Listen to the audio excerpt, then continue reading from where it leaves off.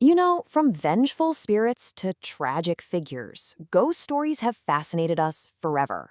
But what if the scariest tales aren't as unique as they seem? What if they're all kind of following a script?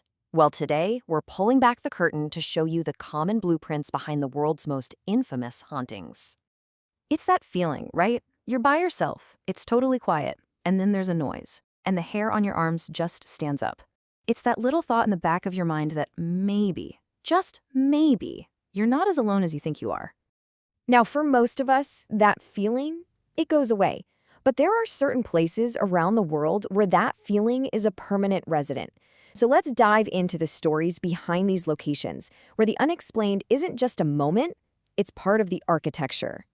So our first category, our first archetype, is probably the one you know best.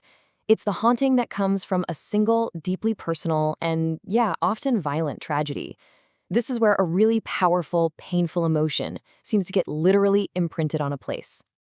We're going to start in Kansas at the infamous Sally House. And here's something that tells you right away this is not your average ghost story. Before you can even think about staying the night, you have to sign a waiver, a legal document taking full responsibility for any injuries you might get. Yeah. The origin story here is just heartbreaking. Back in the mid-1800s, the house was actually the town doctor's office. A little 6-year-old girl named Sally was rushed in with a terrible stomachache. The doctor started surgery for an appendectomy, but he started before the anesthetic had a chance to work. She died, in agony right there on the table. And then for over a century, nothing. The house was quiet. Until 1993, when a new family moved in and the terror began. And this right here gets to the absolute heart of this archetype. People believe the core of this haunting is the pure terror of Sally's final moments. I mean, think about it. She had no idea what was happening. All she knew was this blinding pain from a man she thought was torturing her. That raw fear, that is what's said to be fueling whatever is in that house today. And this idea of personal injustice, it's not just in Kansas. It echoes all the way across the ocean. Over in England, another iconic ghost was born from a very similar story of tragic confinement, the famous Brown Lady of Raynham Hall.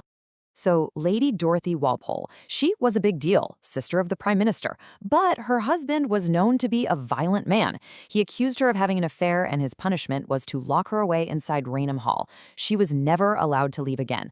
She eventually died of smallpox, a total prisoner in her own home.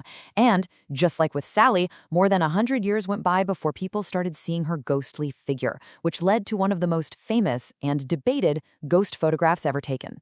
Okay, so a single tragedy can definitely stay in a place. But what happens when the tragedy isn't just one moment, but a long, brutal history of violence and suffering? Well, that brings us to our second archetype, locations that are just soaked in a legacy of pain. Let's look at the Limp family of St. Louis. They had this massive brewing empire, but then it all just fell apart. It started when the heir died suddenly. A few years later, his grieving father took his own life right there in the mansion. Then Prohibition came along and completely wiped out their business. It kicked off this horrible cascade of suicides and mysterious deaths in the family, all within that house. It's less of a single ghost story, and more like the story of a family curse that became baked into the very walls of the building. The Lemp Mansion's story is awful, but it all happened over a few decades. Some places, well, their history of violence stretches back for centuries, even millennia. Take Leap Castle in Ireland. This spot has been considered important since the Iron Age, but its human history is just one of constant bloodshed. At one point, a guy murdered his own brother, a priest, during Mass in the chapel.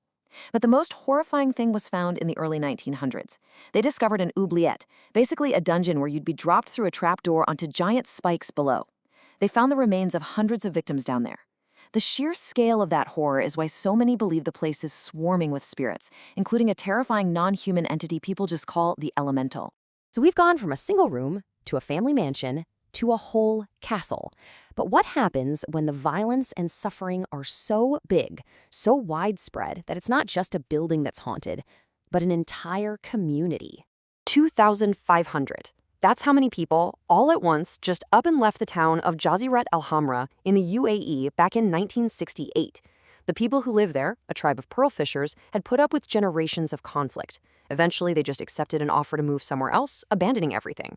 Today, it is literally a ghost town, and the stories say it's still inhabited by the spirits of all those who suffered there for so long. All right, so we've looked at these incredibly powerful stories. But why do these specific patterns, injustice, confinement, historical atrocities, why do they stick with us so much? What is it about these kinds of tales that we just can't seem to look away from? When you lay it all out, the patterns are pretty clear, right? You have the raw emotion of a personal injustice, like what happened to little Sally. You've got the total helplessness of tragic confinement from Lady Dorothy's story.